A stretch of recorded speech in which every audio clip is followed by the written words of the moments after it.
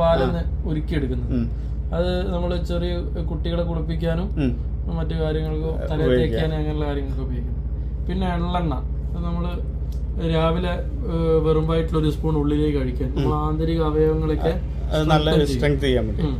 പിന്നെ നമ്മൾ ബോഡി മസാജിന് മേലെ തേച്ച് കുളിക്കാനും പിന്നെ അങ്ങനെ വിളക്ക് കത്തിക്കാൻ അങ്ങനെയുള്ള കാര്യങ്ങൾ, അന്തരീക്ഷത്തിൽ ഓക്സിജൻ ക്രിയേറ്റ് ചെയ്യും എള്ളെണ്ണ കത്തിക്കുന്ന ഗുണമാണ്.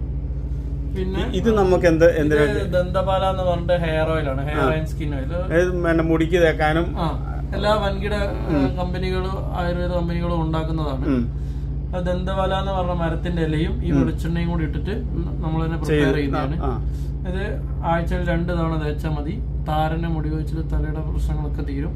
പിന്നെ സ്കിന്നിന് എന്തെങ്കിലും പ്രശ്നം ഉണ്ടെങ്കിൽ അതിനും നല്ല വ്യത്യാസമുണ്ട്. സോറിയാസിസ് പോലുള്ള അങ്ങനത്തുള്ള ഇതിനെല്ലാം എല്ലാത്തിനും ഉപയോഗിക്കാം അല്ലേ.